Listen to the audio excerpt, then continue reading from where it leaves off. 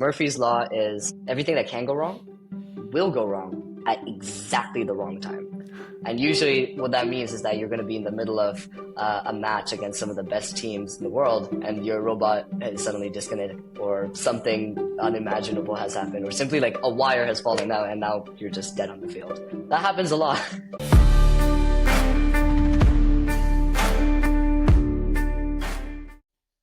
Hello, everyone. So this episode is for all you engineers or people who are curious about engineering stuff out there. So today we have Anav Saxena, and he is honestly such a wise individual. In his school, he's participating in so many things. He's doing FTC robotics. He's also part of this company called Mission RC, where they teach the youth how to do engineering through remote control things.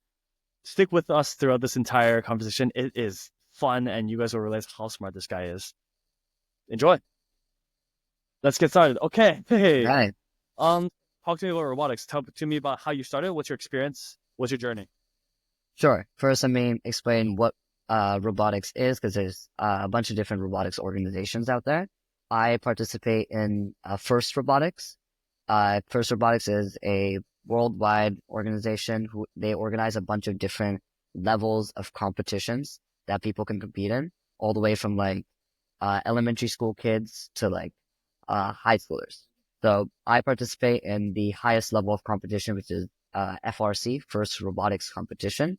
Mm-hmm. Before this, I participated in the smaller version of that, which is First Tech Competition, FTC. which is FTC, which is really good way to like develop your skills. I really benefited from that because it's smaller teams, easier challenge, and you can like learn the ropes. Before that, there's First Lego League, which is like tiny cute Lego robots, and they go around on the table and they do things, and it's fun. That I did in middle school as well. But right now, FRC, that's the exciting one. That's the big one with like the 120-pound robots that can like totally run over you if you're not careful. Mm-hmm. My experience, so I joined Cupertino Robotics, the organization that hosts robotics at my school. In freshman year, I did FTC for my freshman and sophomore years because that's how the organization was set up. And I joined FRC my junior year. And boy, is it a leap, because you suddenly go from a team of like 10 or 11 people, and now you're suddenly working with like 40, 50 people, probably less than that, depending on how many people actually show up. Sadly, attendance is sometimes an issue. But Yikes. yeah, but you know, it was definitely a leap, and Mm-hmm. I was getting ready for my senior year to be like really awesome. I'm like, okay, I've gotten the hang of this now. I can cook on this now. But then our mentor retires. One of our lead mentor retires, Oh no. and the FTC program goes away. So now everybody, all the freshmen and sophomores that were in FTC, now they're in FRC. And our numbers go from like maybe like 50 people interested max, like probably the number was 50, probably closer to 50 people interested, to like 150 people interested.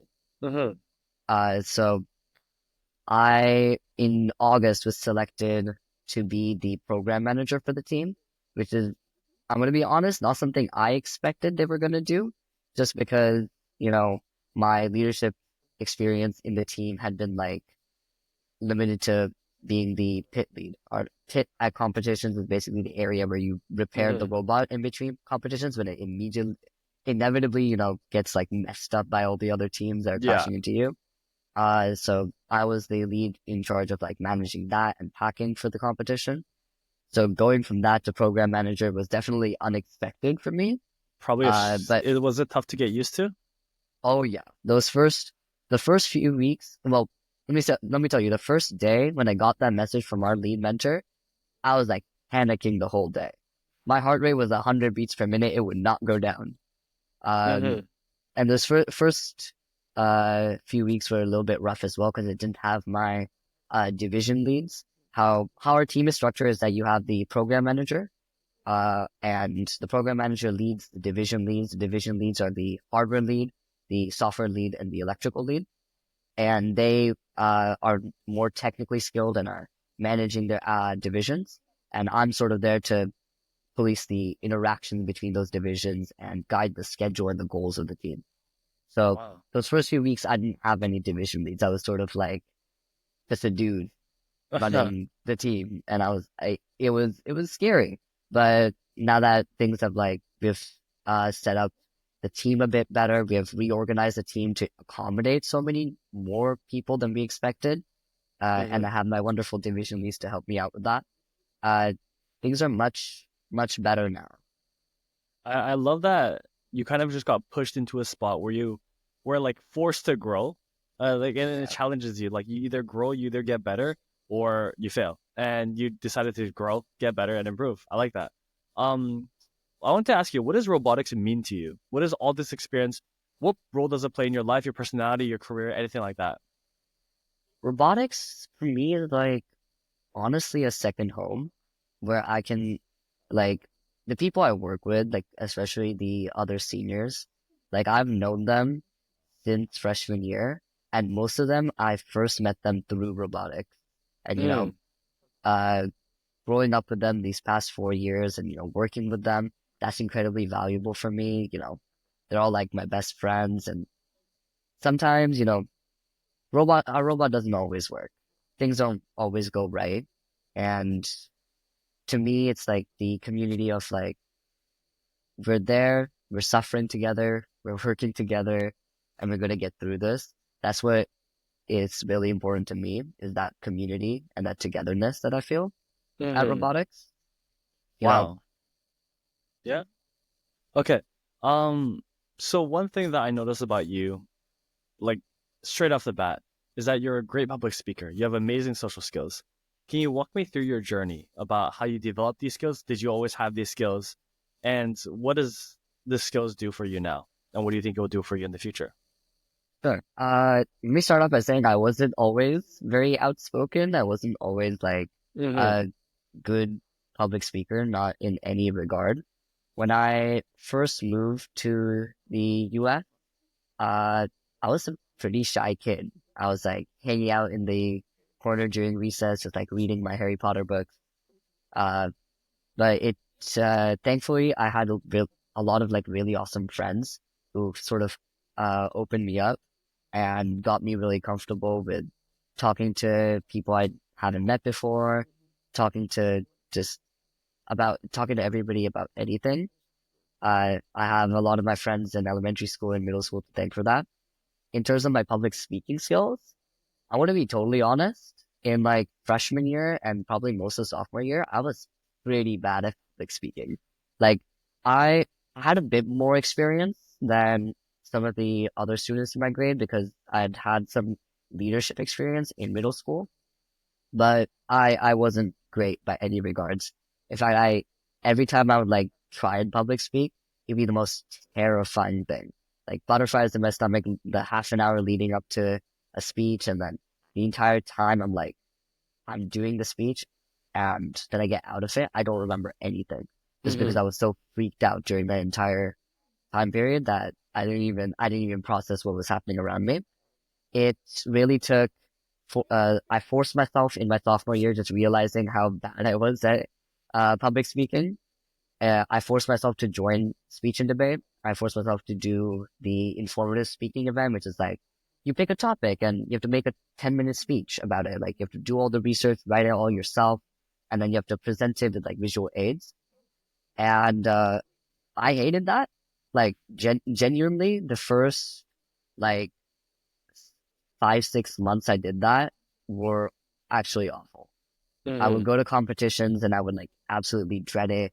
Every round would be like its own like challenge, but it took myself forcing me to do that and forcing myself to like actually engage in public speaking in that way to develop the skills for public speaking and the confidence in public speaking that I now have. I can say my sophomore year was pretty terrifying from on that front. Junior year it got better, and now I'm pretty comfortable. Uh, just going up in front of crowds and just talking, just you know, Mm-hmm. is more second nature, more natural to me. I'm sure you noticed this during the Gadi program where I was Yeah. like, I would just, I think it was the entrepreneurship pitch. where the topic was like Irishman crows or something really crazy. And I was like, I think my sophomore year self would have had a panic attack in that situation. But For real quick for the yeah, listeners, the pitch is what happened was what's his name, Ryan Folan. So Ryan Ryan Folan Fulton, yeah, made a novel walk up to the front, and then we gave him two random words. I think it was Irish and crows, and he had to pitch this idea out of nowhere, and he had to use his public speaking skills, he had to use his creativity, and to make just an amazing product, and just convince us to buy it off his website. It was a fun activity. If you guys are at home, you guys should try it too. But continue. Sorry. yeah. So like my freshman year self would have really not liked doing that. But now I feel like I'm confident enough in my public speaking skills that I'm able to do things like that. And it really helps in so many other things as well. So I'm part of this organization called Mission RC, where we design free engineering programs for middle school students. And we host these programs throughout the year. Being good at public speaking has really helped me there because then during the programs, I'm able to be a solid voice for actually presenting the information and managing the schedule, making sure everybody's on task. Uh, if I wasn't a good public speaker, that would be so much harder. In robotics as well, if I wasn't a good public speaker, I wouldn't be able to carry out the responsibilities I have as program manager because so much of that is just like having to communicate with others and having to make sure everybody's on the same page. That, somebody who isn't a effective communicator, somebody who doesn't know public speaking, it's going to be much harder for them. Yeah. From your story of how you were originally shy and then you kind of push yourself out of your comfort zone more and more, and now it's second nature, it's something I really resonate with because I had a similar experience. Growing up, I was far, far from charismatic, far from someone that you would want to talk to. And it was honestly more so annoying than anything. And over time, I think it was over COVID, I learned, I studied charisma. And while I was studying charisma, like just the theory and everything behind it, while I was studying it, I realized there's multiple types. And I kind of had to think to myself, what kind of impact do I want to have on people? What kind of effect do I want to have on people? When people, after like they have a conversation with me, what do I want them to leave with? And from that, I started building on my personality, started saying things and testing things out. Until now, I say I'm a relatively decent sociable person, except in terms of public speaking, I still get nervous, just like how you explained earlier, that before you were nervous and then you wouldn't remember anything afterwards. I had the same thing. I remember you guys even telling me is like, you guys want me to speak slower because I'm like basically rapping when I talk like this, right? And it's something I still work on to this day.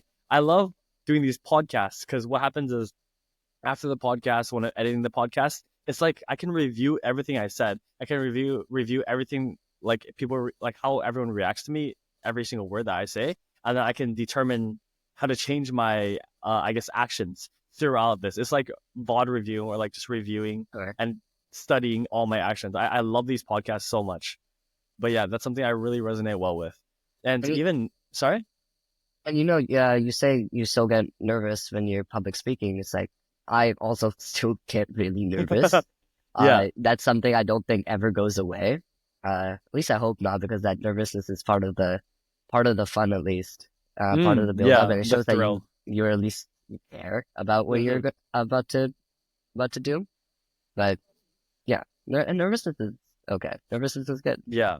Yeah, I'm still to me now, I just if it's talking too fast and sometimes people remind me, I just close my eyes, take a deep breath, and I try to talk slow. I try to focus on what I'm saying and try to articulate more. And now I'm getting better and better, but I remember during the program it was bad. But and then these skills also have helped me throughout my career. I mean, I'm trying to become a psychologist or a psychotherapist. Right. And for these, you need to have that one-on-one connection. You also need to have that connection with a group of people, depending on what kind of, I guess, career you want to pursue. And it's so important for me. And while I'm going around every aspect of my life, even just something as small as interviews, I can be able to connect with people. I can be able to make others personally invested in my success. And I'm learning how to do these things. And I think it's such a valuable skill that Yeah. I saw you were doing it, and I saw how well you excelled at it. It was just so impressive to me. It was honestly really impressive. How would you say? What kind of leader are you? What kind of leader am I? Well, first of I all, are you? okay. Would you consider yourself as a leader? I there's a time when that answer to the question would have been no, when I was a bit more conservative, a bit more shy. Now Hmm. I feel like I'm so involved in so many different things. I have to default to yes. Um, my my style of leadership, what I really like a democratic style of leadership. I know there's some people who really prefer like having a strong control over their team, over the people that they're leading. I really prefer just like, okay, what are your ideas? What do you guys want to do? And then it's my job to be like, okay, this can work with that. That maybe will conflict with this. So we need to figure something out so that I'm more there to take the genius of the people that surround me and try to like funnel it and make it reality. Cause I'm surrounded by some pretty smart people, but if every smart person around me, especially in robotics, I'm thinking about it in robotics, if every smart person around me was to like do their own thing, everything would start conflicting with itself. Schedules would be all over the place. We start getting into fights over who's trying to do what. So I feel like it's always been my job to sort of mediate the conversation between the people who have ideas. Hmm. And then there's the other side to that when we're in panic mode. So democratic style of leadership works really well when you're like, uh, it's more relaxed. You have a lot of time. You have the room to explore new things. But then if things go wrong, it can very quickly become panic mode. And when it's panic mode, you need someone to be there to be like, okay, this is exactly what we're gonna do. You guys need to listen to this because otherwise things are gonna go worse. Yeah. So I have to dual wield that, especially in robotics, because things go wrong so frequently. But I also, you know, having a really strong control over a team, that constricts the ideas that are coming out of the team and the directions that the team can go because everybody has so many great ideas. If it was just one person contributing their ideas, then that's so much worse than if everybody was contributing their ideas and we like found the best one and went that direction. Yeah, I actually love that kind of leadership. Although I would take a little, like, I like democratic style, but I take a little less than that. Where what I do, especially in my startups, especially in my projects, is if I'm the leader in the project, I always make the final call. But I will consider everyone's opinion. I will have talks, even one on ones with everyone, consider their opinions. But I believe it's important to always have someone make the final decision. I believe it was under uh, the reason why startups work so well. There's a lot of reasons, but one of the biggest reasons is because more often than not, it's a dictatorship, and it's built in a way where because of the dictatorship, the bad ones and the bad leaders fall apart immediately, and the projects Okay. fail immediately. But the people who are meant to be leaders, the people who do it properly, I'd say in regards to properly is although I'd say dictatorship, they still take in input from everyone, but they make the final decision. Those startups work super super well because there's always Mm. like a shot caller. And the thing is, on top of that, there's also the motivation where it's like because it's a startup, you're more or less building everything after your own image or that you have for the startup. I think it's such an important thing to have as a leader, that kind of motivation. Definitely that kind of motivation, definitely that kind of leadership style to make these decisions fast. Do you often struggle with that? Because I think one of the biggest criticisms of democracy is that it's slow. It's very, Yeah. very slow. And a lot of Yeah. times I think what Canada has like nearly a 50%, I'm not sure about recent statistics, but like a 50% voter rate. So it's like Yikes. not everyone contributes. Um, what about Well, like so do you ever have that problem in your robotics team? oh yeah, definitely. And we've had that problem like recently as well. It's again, it's the dual wielding of when can I go around trying to get everybody's opinions and when do we need to act fast? Those first couple of weeks when I became program manager and then I got my division leads working with me, we, you know, and we faced some backlash for this because a lot of people didn't agree with the direction that we were taking things. But we went pretty fast with our decision making. We made all of our decisions basically in house in between us, and then we told the rest of the seniors who, up until that point, the leadership style of the team had been like seniors are in charge because our previous program manager had graduated and our previous division leads had graduated. So uh, there were a lot of people that were really unhappy about that we had taken control of the team that they were also sort of contributing to leading, and then like this is the direction we need to go. But it's in times like panic mode that you need to have that sort of more dictatorship kind of uh, leadership style, because you don't always have the luxury of time. But I still feel like when you can, it's important to consider everybody's opinions, because otherwise the challenge that we ran into was because we kept on making all the decisions by ourselves, that we had other members of the team were like lashing out against us, being like, we don't like what you're doing. We want our voices considered. And it's like, we didn't have time to get everybody's voices. But Mm-hmm. now we're trying to, open things back up more, get everybody's opinions and how the direction of things could go, and really relinquishing some of our control over it. But I definitely agree that having a strong leadership, like strong central leadership, making final calls, especially when it's critical for them to do so, is really important. Because then the other aspect of that is also accountability. Because I'm guessing, so on our team, and I'm guessing also in startups, there's a lot of ideas going around, but if you don't have somebody actually signing off on those, and the projects, random projects start like popping up and nobody's accountable for them, then things can go haywire pretty quickly. Yeah. So having a leader or a group of leaders, such as myself and the other division leads, being there to sort of be like the final call on, okay, this is okay to do, this is not okay to do. We're going to sign off on this. We're not going to sign off on that. That sort of controls the popular passion of the team to a manageable extent. Mm-hmm. One thing that helps a lot, I've noticed it helps a lot, is do you guys ever have a devil's advocate? That's usually me. That's usually you? Yeah.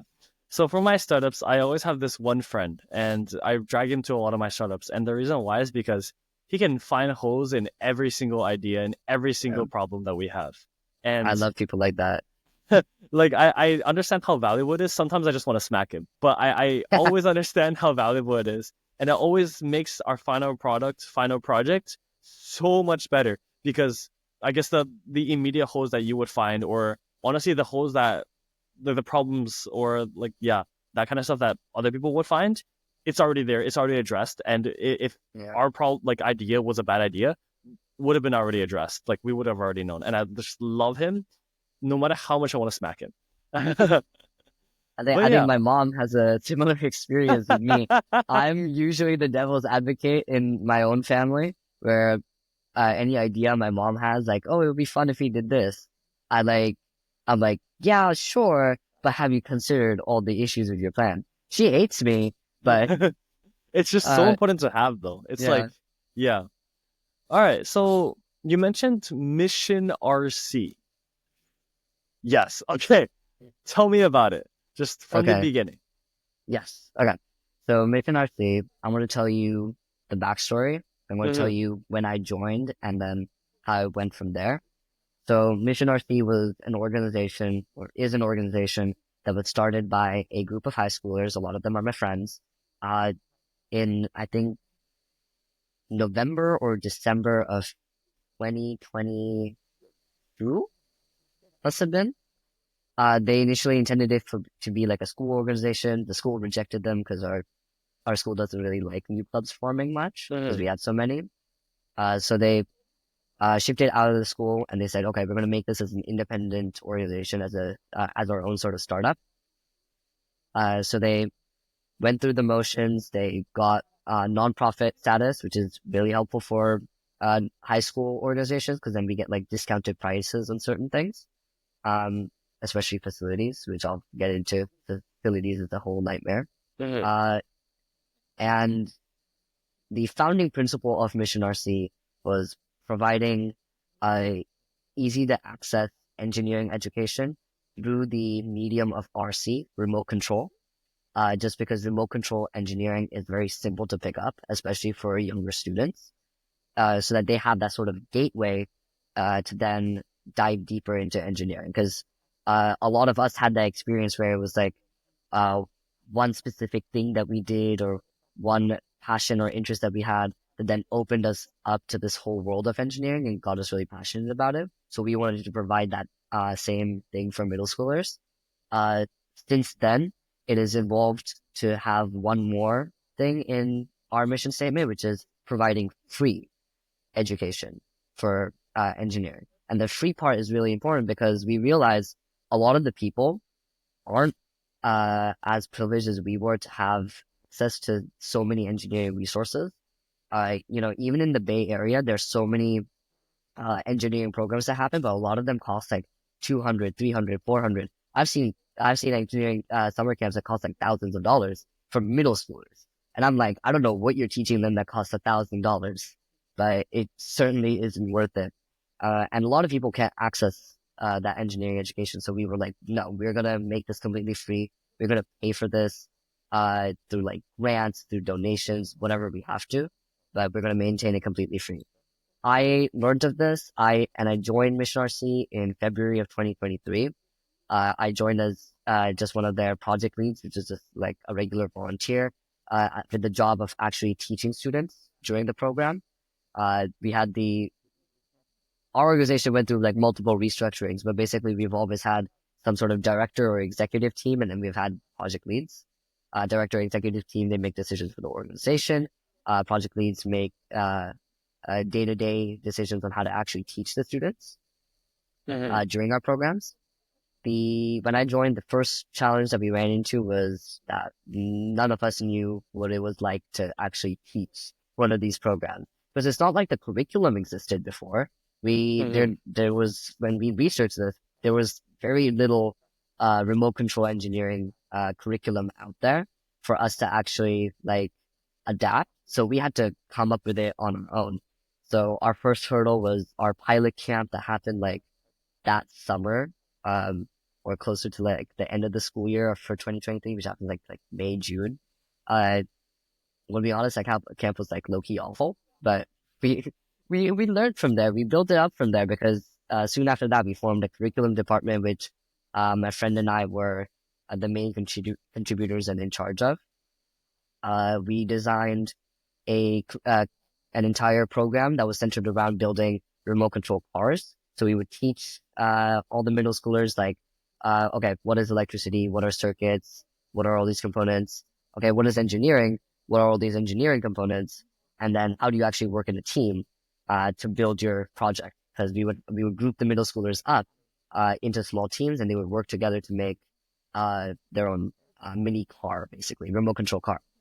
We held our first program in the end of that summer, around August, and genuinely each program is really fun, but that first program was the most fun I've ever had because it was none of us knew what we were doing. It was our first time, my friend and I, we had made this like really great minute by minute schedule, and we were like, okay, we're gonna follow this to a T, and then things just went wrong immediately. So it was a lot of like, okay, how do we deal with the problems that we're seeing right now? How do we keep these students who are really interested in engineering? How do we keep them engaged? Because what a lot of teachers don't let on is how much of their job is like a perform Mm-hmm. teaching. I had a mentor, Mr. Williams. He once told me teaching is a performance. Teaching is acting. You have to act like you know what's going on, because otherwise, if the students don't feel confident in you, if the students perceive that if things are falling apart, they're not going to stay engaged. They're not going to actually be learning anything. So, keeping up that act while also trying to solve all the problems, it's really challenging when it's on the spot. We have a program going on right now where we're running into a lot of logistical challenges that we have not run into before, such as like rowdy students who are much too young to be participating in the program, but we can't remove them because we're not allowed to remove them. So we're having to deal with that on the spot. But anyways, back to narrative. We held our Yeah, first program. Uh, Soon after that, we got working on our second set of curriculum. This one was remote control planes, which I don't know if you've ever tried building a remote control plane before. It's hard. It it I'd does not imagine. want to fly. Uh, things have a tendency to want to fall to the ground. Apparently, I don't know. Isaac Newton said I that at some wonder point. I think. why. Yeah. Something about an apple, Um. right? Yeah. Something about an apple. We can ask Tim Cook. I think he knows something about apples. But we spent a lot of time on that curriculum, uh, and we only really perfected it a few months ago. But perfected it from the standpoint of like now we are able to build planes that actually fly. Um, but we have held multiple remote control car programs. We're holding our second remote control plane program right now, and each program is really awesome because you get to work with really passionate people. All of our project leads are really passionate. All of our executive members, which I got promoted to exec sometime this year. I don't even remember when, but I'm director of programs. I handle all the logistics stuff along with our director of management. And I'm the guy who sort of reaches out to parents and outside partnerships when it comes to like program logistics. Uh, but every program is just really awesome to work with so many really cool people. And it's really fun to see all the students be really passionate about it because they always are like, oh my God, we can build a car and it moves. I'm And like, it yeah, moves. and it moves. And they're always just really, I don't know if you've worked with middle schoolers. They're some of the funniest people on the planet. Really rowdy, really annoying, but hella funny. Yeah, Um, I've worked with next to every population, and just watching them learn. And it's especially that when you're teaching them something you're super passionate about, and watching that light bulb go in their brain, it's like, whoa, I understand. I think it's one of the most satisfying things, and I just love that. So you said a lot of things. So let's go back to the beginning. yes, So overall, this is you're teaching engineering or more so through remote control, yeah, through remote control like cars and planes, and you're teaching it through a camp and you're making it free. I think yeah, it's amazing that like this, especially making it free part. And the reason why is because, I mean, it's the same, I guess, philosophy of universal education. The the intention is to make the average higher, so then yeah, the extremes can like learn more and more, and you can make more geniuses out there. I think it's such a beautiful thing to yeah, have a free kind of program. And then in regards to you mentioned you struggled a lot to create the curriculum, to create the planning and all this stuff like that. I yeah, have a very very similar kind of experience where it's right now a lot of my startups it's really really messy in terms of one thing I'm doing is I'm teaching psychology, psychological concepts through gamified games, I guess games, and gamified games. balancing the fun aspect and the teaching aspect is impossible. Yeah, if theoretically, hypothetically, I were to learn a language through an online platform that's very Sure, heavily gamified, it sure, would be really hard. And the reason why is because there's a difference between actually learning it and just repeated actions of you still don't know what's happening, but now, wow, look, I recognize this pattern and I can just click it. And you don't always yeah, learn as yeah, efficiently as you could. So it's I'm creating a curriculum right now and I'm just watching it repeatedly fail because I write like multiple pages of like proposals and each proposal is multiple pages. It's just like one simple game and then I have to like basically write every single time like a sound happens, every single time you get like the gamified gratification, what that's supposed to sound like, everything. And then immediately rejected. This won't teach you anything. This is garbage. So I kind of understand the thought of like creating curriculum, how hard it is and how challenging it is. But you know, that's the beauty. That's the beauty of teaching. Someone who's actually a good teacher, you don't often realize how hard it is. Because not only do you have to be passionate, not only do you have to be knowledgeable, but you have to be good and you have to do it efficiently in a way that teaches people while keeping them engaged, yeah, yeah, while I guess like 50 other things. It's amazing. And that's why I love good teachers out there. They're really hard to come by. And the people who really love their job and put that kind of effort is definitely creating making the next generation that much better. yeah, yeah. That's why I'm very grateful for the project leads that we have because I can get in front of a screen and yap about how an atom is important and then electrons are important and Yeah. they do electricity stuff. But Mm. the students aren't going to care about me yapping about that. But the project leads that are like working with them in small groups and actually making sure they understand the concepts and making sure everybody's contributing, they're the ones who are the real heroes of our program. We couldn't host any of our programs without our project leads. Mm-hmm. It's really important to have really good teachers who are really passionate. and know how to work with uh, the demographic that you're teaching. Next thing I actually wanted to talk about, and I feel like the engineer listeners who listen to this podcast is going to love this, is you mentioned your favorite quote is Murphy's Law. Anything Uh, that can go wrong will go wrong at exactly the wrong time. oh Tell me, no. I have a feeling that this happens to you super, super, super often. This Tell me happened to your me yesterday, man. Tell me about your best Uh, experiences with this, your worst experiences, and I guess what this has done for you. sure. First, let me give some context. So Murphy's Law is anything that can go wrong will go wrong. At robotics, we add an extension to that. We call it Mr. Williams's law just because this is something that our mentor used to say a lot. Everything can go wrong. Everything that can go wrong will go wrong at exactly the wrong time. And usually what that means is that you're going to be in the middle of a match against some of the best teams in the world, and your robot is suddenly disconnected, the radio suddenly disconnected, or the mechanism is broken, or something unimaginable has happened, or simply like a wire has fallen out and now you're just dead on the field. That happens a lot. That happens a lot. I can Um, imagine. just just 2 days ago, yesterday or 2 days ago, I have lost perception of time, but we were testing our new mechanism that we're developing for the competition that happens in a few weeks, which, by the way, just as an engineering person and a scheduling person, we are very off schedule. Things are Oh going no. wrong if you're working on hardware this late. But that's sort of the issue with a lot of FRC teams. Uh, but we were testing the mechanism, and I wasn't actually there. I was at a different meeting, but I've seen recordings of it where they ran the motor that deploys the mechanism out into the field, but they didn't stop it.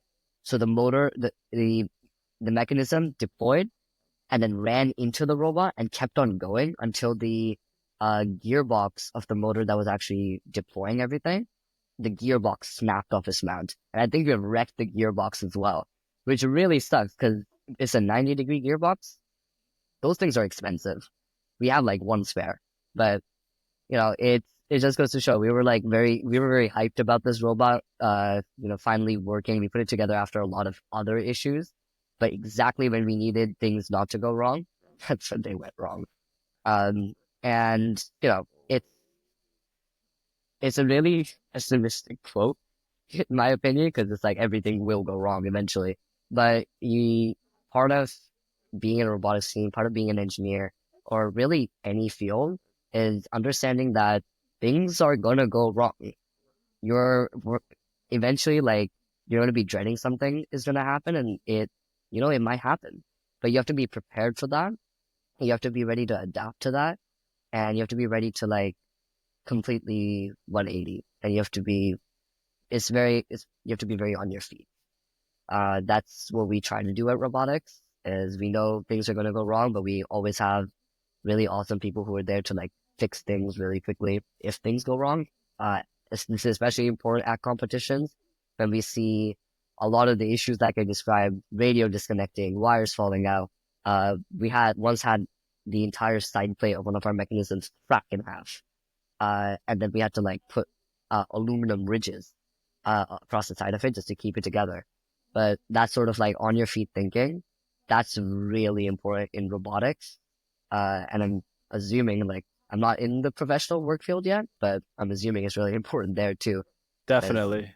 Yeah, I yeah, think that's well, maybe it's not a pessimistic view. I think it's a realistic view to have. realistic. It's very, I don't know. When I hear it, it excites me because that means there's more challenges, there's more ways I can develop my skills on myself. Exactly. And I think it helps engineers, like it definitely helps engineers because if you know everything will go wrong at the worst time, like you will have to develop skill sets to counteract that. And you have to be Exactly. creative, you have to be a fast thinker, you have to develop all these things. And it's a good way to like I don't want to say filter out the people who aren't meant to be engineers, but it kind of is because it will like constantly provide you with challenges. And in a way, while it filters out people who aren't meant to be engineers, if you were meant to be an engineer, it strengthens your skill set that Yeah. much more.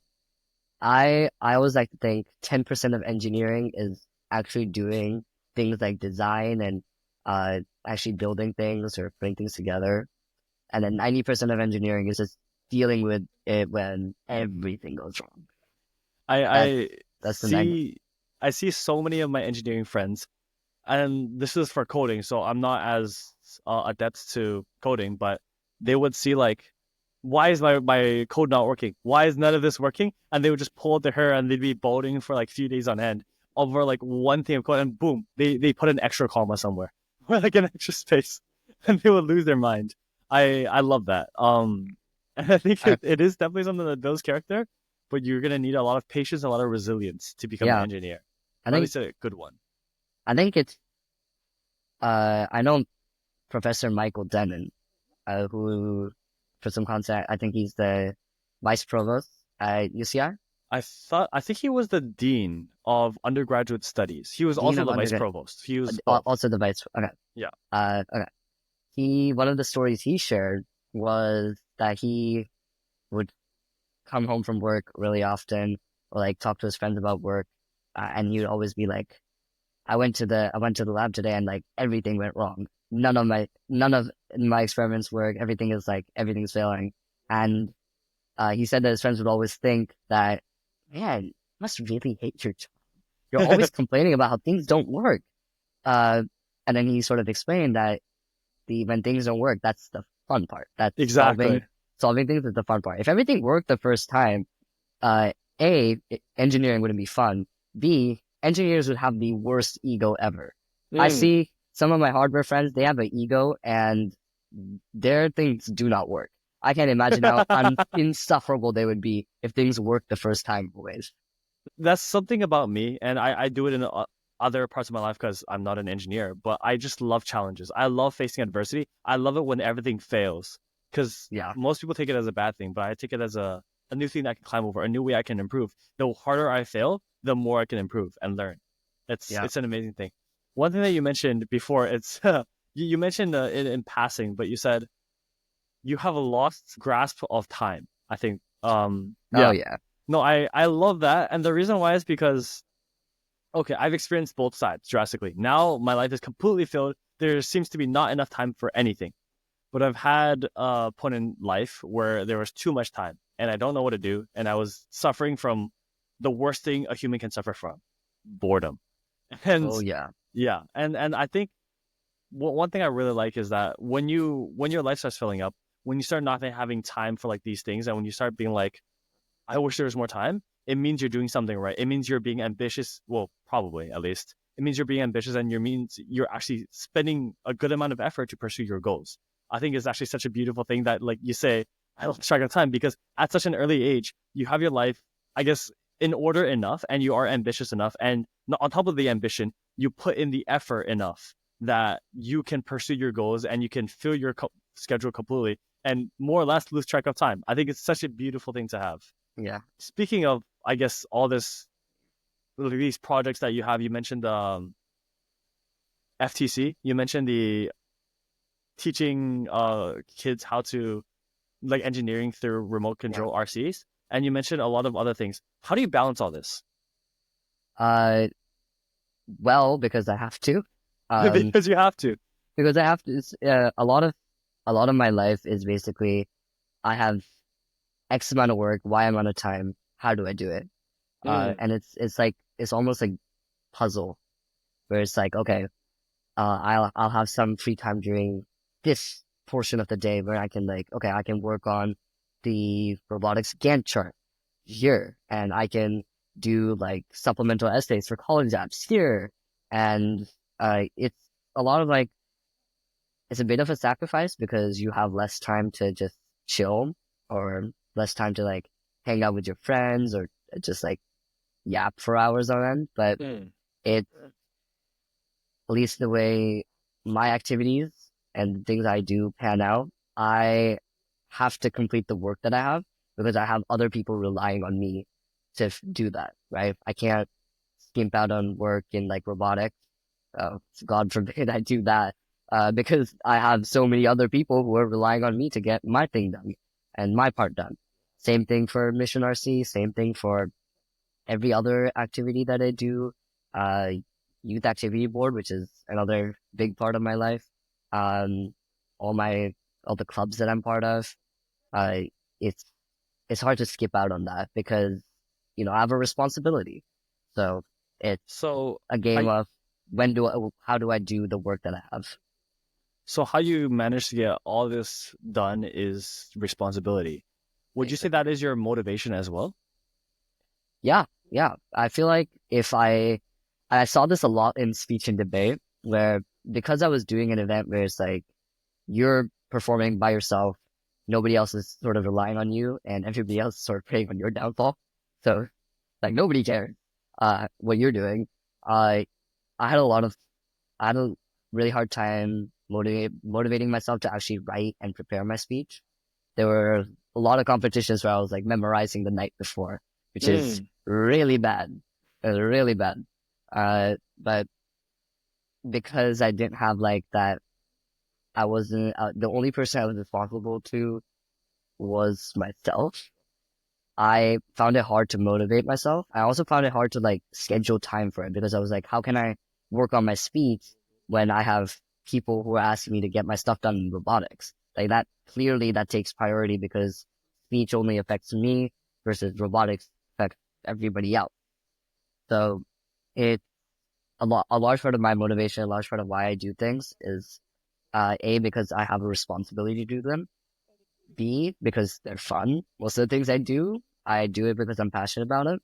And C, because I have like a really awesome team of people that I really enjoy working with. So I'm like, I need to get it done for them. Yeah, yeah. Wow. Okay. That's definitely wow. I don't know how to respond to that. It's amazing that you have such a good sense of responsibility. And on top of that, you always follow through and you always prove to yourself how capable you are. And the more they stack on you, such as you getting that position in your club that you didn't expect, it's amazing that the more they give you, it doesn't make you fall. It doesn't hurt you in any way. In fact, it makes you better.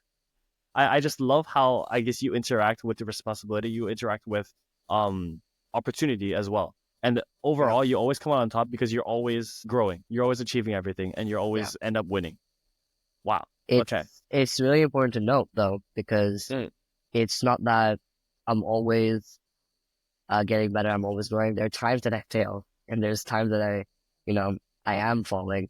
But you know, it's important to be able to pick yourself up from that. Mm. Uh, I think at least in my area, uh, in my school, there's a very unhealthy obsession with perfectionism, with always trying to achieve the, always trying to be the best, being better than everybody else. Um, and it leads to a lot of unhealthy scenarios where people who, when they fall hard, and then they're Yeah. not able to get out of that because they're like, they trip up once, and they're like, I'm a failure. I can't grow. I can't succeed because of one small mistake. So it's very important to note that there are going to be times in everybody's life where they fail spectacularly even. Uh, but being able to pick yourself up from that and continue growing, that's the sign of somebody who's really strong. That's the sign of a lifelong learner, which is always important. And that's somebody who I'd really like to work with. You know, I love that you brought up this because I've had a very similar scenario. So I have this friend, and I'm not gonna drop his name, but he worked super hard to get into. In Ontario, we have this program called computer science in Waterloo. It is Waterloo is like more or less the MIT of Canada, and it's the most Okay. competitive computer science program there is. And he worked hard throughout all of high school. He grinded and he did everything he could to get into the school. And when he did not get in, he fell hard. And it's like up to 4 years after, he still was too scared to kind of step into anything, to take any opportunities. He would just like one foot in the door for everything and then immediately run Yeah. away. And I saw it through everything that he did, and it was frustrating. Then I had a conversation with him. And it kind of led to him saying, I hate that I never made that program because I'm not enough. And for this opportunity, for that opportunity, I only have my foot in the door because what if I'm not enough? And you know what I said? Yeah. I said, of course you're not enough. You're 20.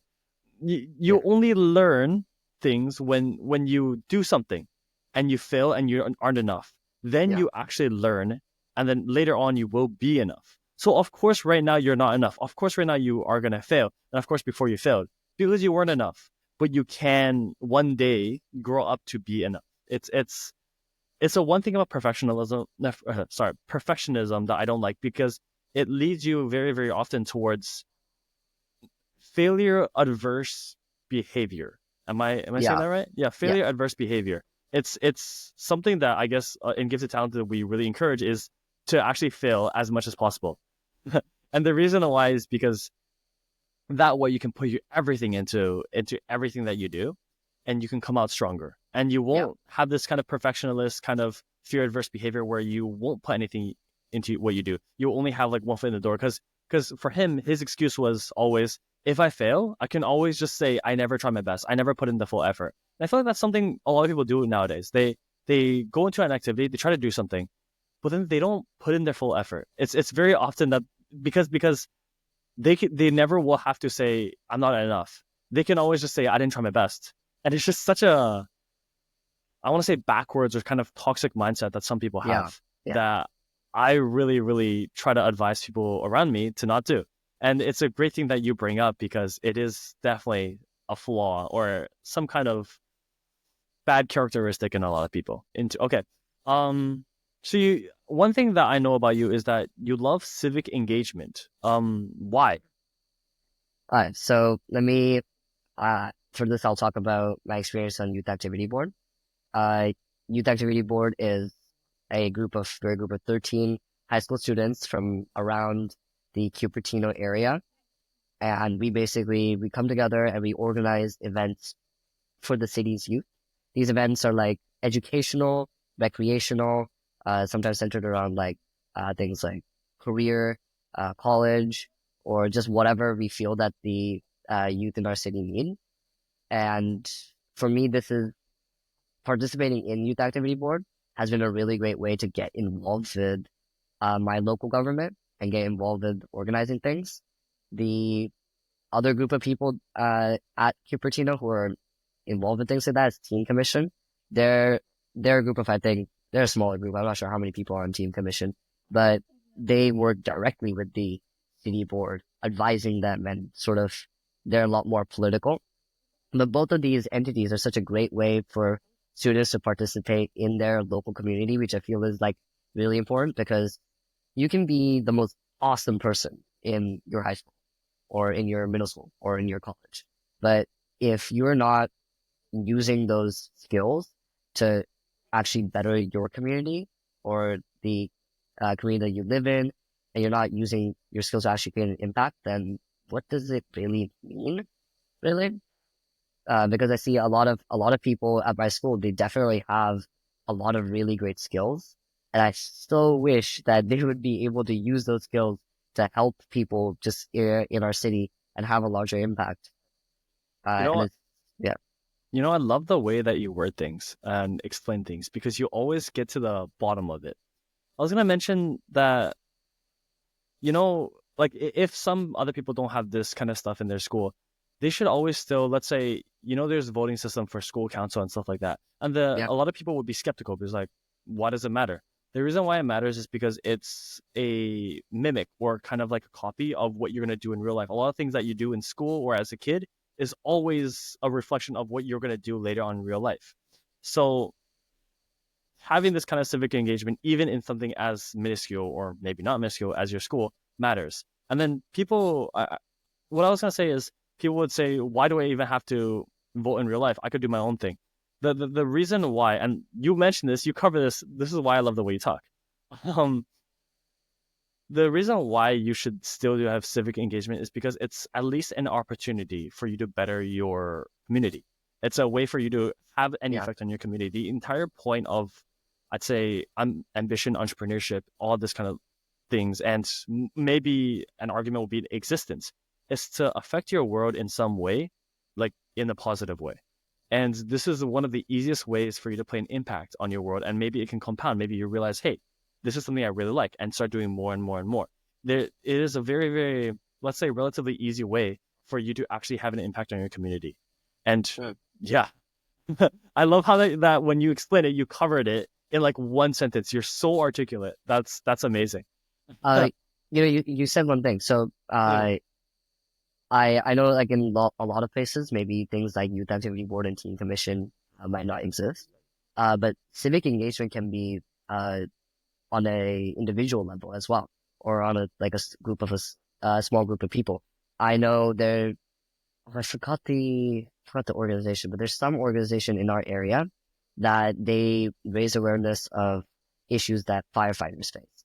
And I've done some research into this. Firefighters in our area, just with how expensive it is to live here, they often can't afford to live in the own community that they serve, which is, Wow. a really sad thing. So there's a group of people out there that they're raising awareness about that and about other issues that firefighters have. And that's an awesome way to do civic engagement as well. It doesn't have to be through structured things. It can be as simple as raising awareness. It can be as simple as creating a petition to, you know, install an extra bench at a bus stop, or, clean up the local park. It it's all about, how can you take the skills that you have and better your own community through big ways or through small ways. Uh, but that sort of engagement is really, really important. And then obviously, if you can vote, that's also really good. Yeah. Yeah. Voting in like local things, especially in the United States, national elections, they're decided pretty much by the popular vote of your state, unless you live in a really undecided state. But like I Hmm. live in California, I'm like, my vote one way or another is not really going to matter. But the local elections and local engagement is really important, because in that, really anybody can have a really big impact. Hmm. You know how I could tell that you care about civic engagement is when I brought up that Canada has like a near 50% voting ratio, and you're like, wow, that's sad. But I don't know yeah, if it's better or worse for the United States. Actually, I think it's definitely worse for like younger people in the U.S. yeah, yeah. It's hmm. Anyways, I'm gonna end off here because we're overing the 1 hour mark. I want to just thank Anav so much for walking us through his journey. This is how this one. How old are you? I'm 18 now. You're 18 now. You're grade 12 then. Last year, Yeah, final year. yeah. Anav in grade 12 is doing more than most people do when they're way older, and he has his life at least relatively in order. He's very ambitious. He's pursuing so many things, and just from the way he talks, you can tell how articulate, how smart, and how wise this I don't want to say kid, this adult, this teenager is. You can call me a kid. I'm perfectly fine with being called a kid. Okay, how wise this kid is. Just such an impressive journey. Thank you so much for sharing everything with us today, and thank you so much for coming on to my podcast. Thank you so much for having me. Talking to you is always great. You're a really fun person to engage in conversation with. And you ask really good questions as well. So Thank you. thank you so All right, much. wow, that was a fun conversation. This guy is Anand is such an interesting person. I hope you guys learn from this as much as I do because I'm not proficient in engineering, but I learned so much just from talking to him. And for all you perfectionists out there, don't be afraid to fail. Anyways, see you guys next time.